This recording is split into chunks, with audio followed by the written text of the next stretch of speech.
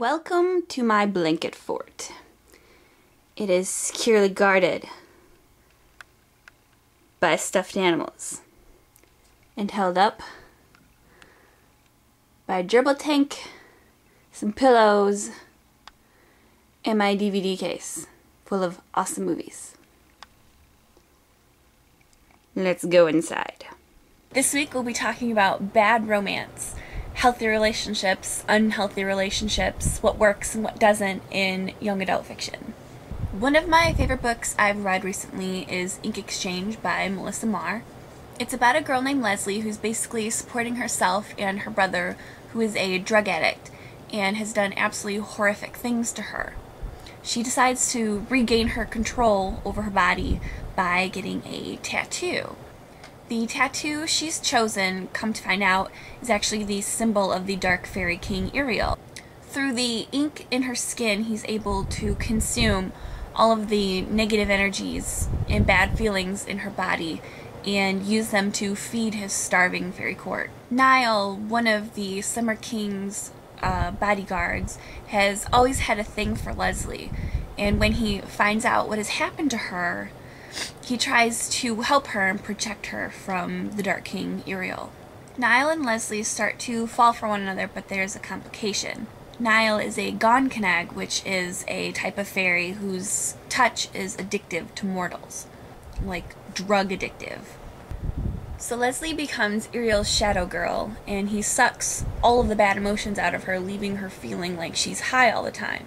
She barely even feels human because she's just this shell that is incapable of feeling anything but blissful emotion. Soon Leslie realizes that both her relationships are unhealthy.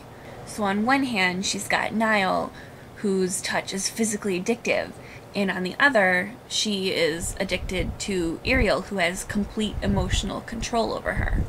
The first time I read Ink Exchange, I don't think I really understood it, and when I read it again, it quickly became one of my favorite books. It's a very sad story, but the ending is full of so much hope. Leslie has to decide if she wants to remain addicted to both Niall and Ariel. When she makes the decision, it's interesting to see which of them has the selflessness to let her go and not hold her back.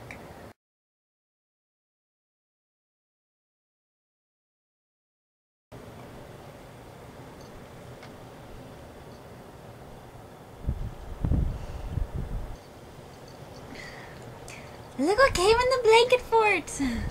It's precious. Kitty, kitty. It's important to know that Ink isn't really a traditional romance. It's the story of a broken girl who wants to move on after a brutal rape, only to be unwittingly trapped in a similar position.